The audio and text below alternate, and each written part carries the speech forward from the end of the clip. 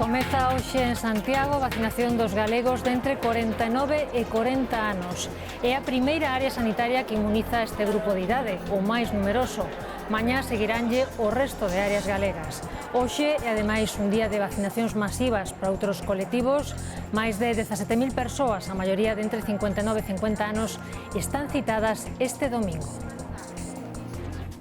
Como están? Boas tardes. Un terzo dos galegos susceptibles de ser vacinados teñen xa a día de hoxe a pauta completa e máis da metade contan polo menos cunha dose administrada, dicía o conselleiro de Sanidade nunha entrevista na Radio Galega na que ademais criticou duramente as novas restriccións impostas por Sanidade. Todo iso agora salta polo aire porque o Ministerio decide que neste momento do partido quere entrar a xogar. Agora que parece que o partido está a piques de rematar e ademais van ganando as comunidades autónomas, entra en xogo e ademais dita as normas. Galicia rexistra este domingo o número máis baixo de contaxios diarios dende hai 11 meses. Detectáronse 69 nas últimas horas, cifra que vai parella a constante remisión de casos activos. Hai pouco máis de 1.800 doentes co virus activo, case un cento menos ca onte. Cifras tamén que se remontan ao verán pasado. O número de hospitalizados non variou nas últimas horas, seguen ingresadas 84 persoas. E a cruz, a boa evolución da pandemia está nos comportamentos irresponsables. En Vigo, a Policía Local desaloxou onte a noite un botellón en que participaban, escoiten, 200 persoas. Non cumprían as normas sanitarias nin a prohibición de reunións entre non conviventes de 1 a 6 da madrugada. Un dos participantes mesmo foi detido por negarse a identificarse e por insultar e agredir un dos axentes.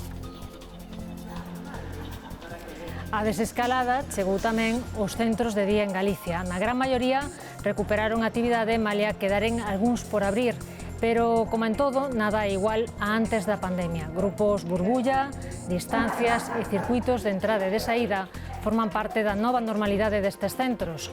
No de Sanxenxo ultimaban hoxe o protocolo de reactivación. Se han ido reactivando progresivamente, ¿no? Desde julio del año pasado que salió el protocolo de reactivación de los centros de día y bueno, este es uno de los que se estarán reactivando en este momento y ya prácticamente casi el 100% de los centros podría estar ya funcionando en las próximas semanas. O presidente da Xunta vaise reunir co Papa Francisco o vindeiro luns 14 de xuño. A cita será no Vaticano dentro de 8 días. O Xacobeo 21-22 será un dos asuntos centrais do encontro. Segundo nos informan desde o Goberno galego, Alberto Núñez Feijóo vai trasladarlle ao pontífice o agradecemento de todos os galegos pola ampliación do Ano Santo e a importancia que isto ten para Galicia e para os peregrinos. Pois precisamente hoxe botámonos o camiño para comprobar sobre o terreo como medra a afluencia de peregrinos. Coa incidencia da pandemia en niveis mínimos e as portas do verán, son moitos os que veñen cara a Santiago para gañar o xubileo. Nótase nas vilas das distintas rutas xacobeas e tamén na zona bella de Compostela. As ringleiras na Porta Santa son cada día máis longas e os peregrinos estanlle de volver á cidade estampas perdidas durante a pandemia. Este trozo ya vamos viendo más alegría, así es que yo creo que esto se está revitalizando otra vez, gracias a Dios. La sensación de seguridad es muy buena, nos ha gustado mucho. Lo que está fenomenal es que Galicia cuida mucho al peregrino, y eso se nota. Este domingo de Corpus houbo localidades que non quixeron que o coronavirus lle roubase un ano máis a súa festa coas alfombras florais.